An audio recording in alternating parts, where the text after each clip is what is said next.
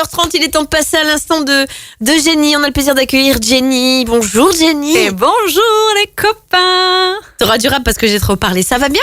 Ça va et toi? Très Comment bien. Moi, allez-vous? je vais très bien. Ça va Mais très moi bien. aussi, Toi, je s'en vais fout. bien. Il fait beau et c'est bientôt les vacances. Enfin, pas pour moi, mais pour certains d'entre nous, c'est bientôt les vacances. Oui, et c'était un mois très court sur le sujet du Oui. lâcher prise. Pourtant, il y a tant de choses à dire sur lâcher prise. Mais on a été obligé d'être impactant et aujourd'hui, on clôt le sujet avec les questions des auditeurs. Alors, c'est parti. Première question ce matin. Donc, des questions sur le lâcher prise. J'ai lu beaucoup de livres au sujet du lâcher prise. Pourtant, je n'y arrive toujours pas. Alors, est-ce que c'est là qu'on demande si, Jenny, tu as un conseil à donner? Ouais, alors ça peut être très difficile de lâcher prise, donc vous auto-flagellez pas, surtout quand c'est pas dans votre nature ou quand vous avez été dans le contrôle pendant longtemps. Je vous rappelle rapidement la définition du petit Larousse, bien que la dernière fois je vous ai invité à trouver votre propre définition. C'est moyen de libération psychologique consistant à se détacher du désir de maîtrise. Moi, j'irai au-delà de cette définition et pour moi, c'est pas qu'un désir de maîtrise, c'est un besoin de maîtrise. C'est-à-dire que c'est plus fort que vous, en fait. C'est quelque chose de viscéral que vous n'allez même pas contrôler. Et pour arriver à lâcher prise, parfois, il suffit pas d'écouter un podcast, de lire un bouquin ou de faire 2 exercices.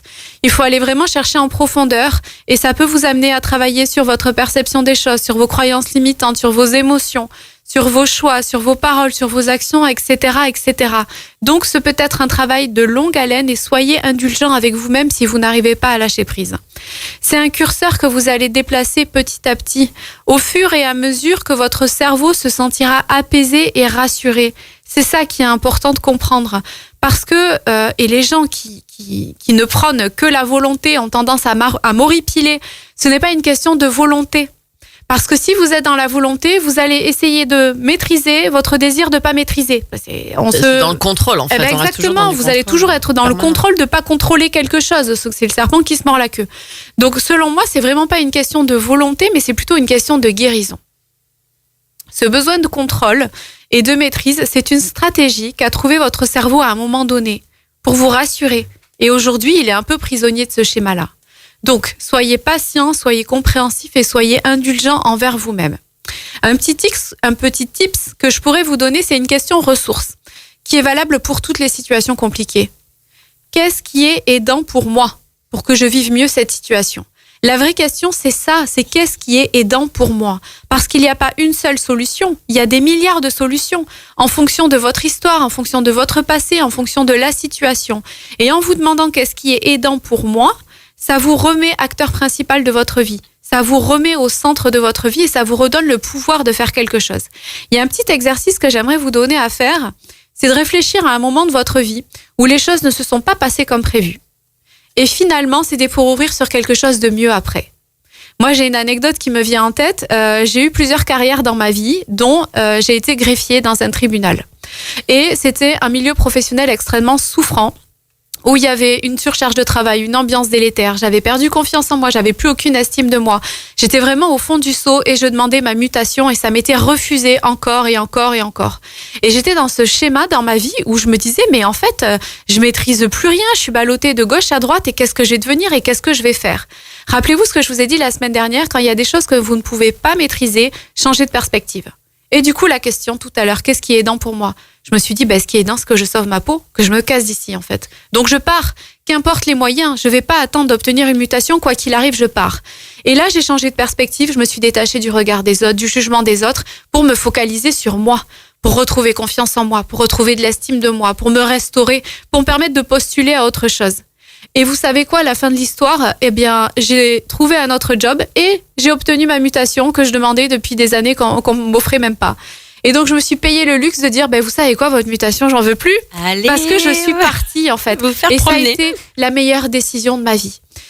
Le dernier truc que j'aurais envie de vous dire avant la pause, c'est que toutes les situations souffrantes, aussi désagréables soient-elles, ont quelque chose à vous apprendre.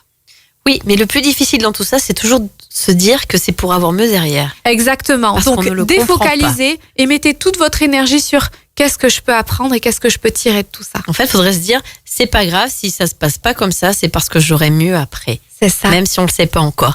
On repart dans le lâcher prise avec une deuxième question. Allez, c'est parti. J'ai l'impression qu'une partie de moi a envie de lâcher prise, mais qu'une autre partie aime bien le contrôle quand même. Est-ce normal d'être aussi ambivalente? Ben oui, bien sûr que c'est normal, il n'y a rien de grave.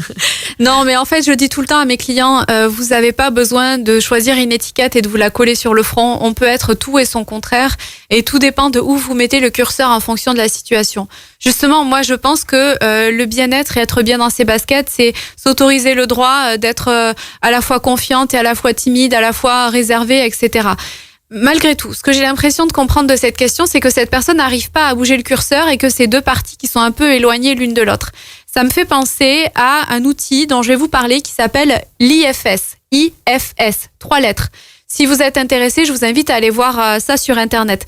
Je vais pas vous faire l'affront de vous le dire en anglais parce que j'ai un accent tout pourri, donc je vais vous le dire en français. Système familial intérieur. C'est un outil qui a été mis en lumière par un psychologue américain qui s'appelle Richard Schwartz. Et Richard Schwartz, il était spécialiste des thérapies familiales. Et en fait, il a mis en lumière cet outil, il l'a créé et il considère qu'à l'intérieur de nous, il y a comme une petite famille intérieure avec différentes parties, dont le chef s'appelle le self. Donc, il y a 2 types de parties dans ce monde intérieur. Il y a les parties protectrices et les parties blessées. Parmi les parties protectrices, il y a un peu des managers, comme dans le milieu du travail, comme ça va vous parler.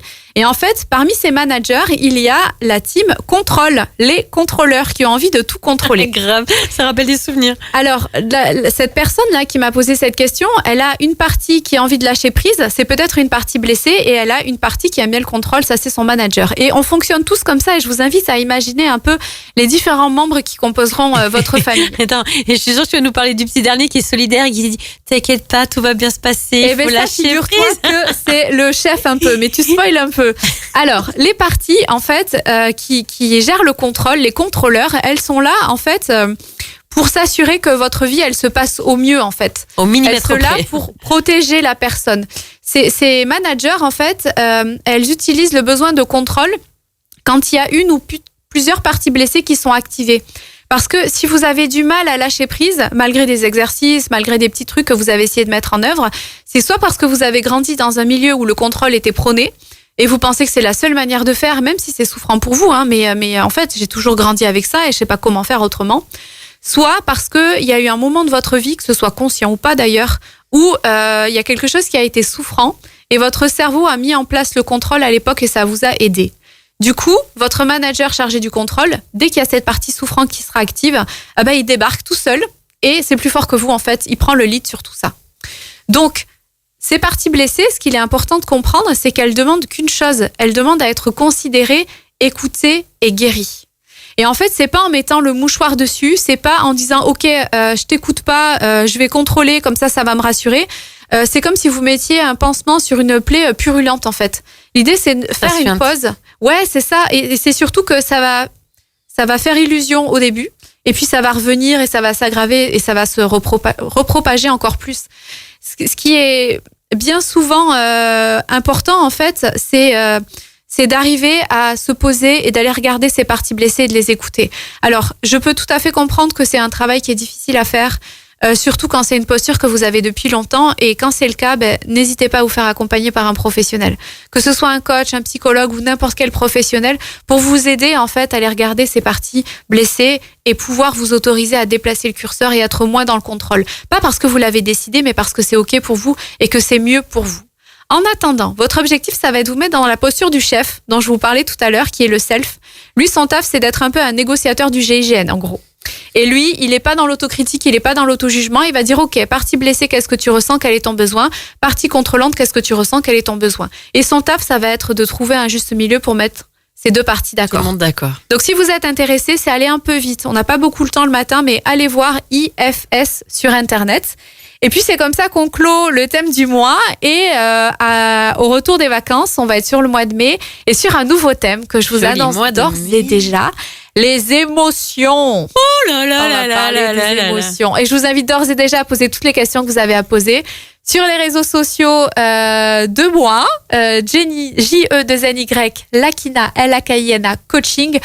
Vous avez Facebook, Instagram, TikTok, le mail, le site, bref, comme vous voulez. Et puis, cette radio. Et ceux qui n'ont pas eu le temps de tout écouter ce matin, c'est disponible sur ma chaîne YouTube gratuitement en format podcast. Pareil, Jenny Lakina Coaching.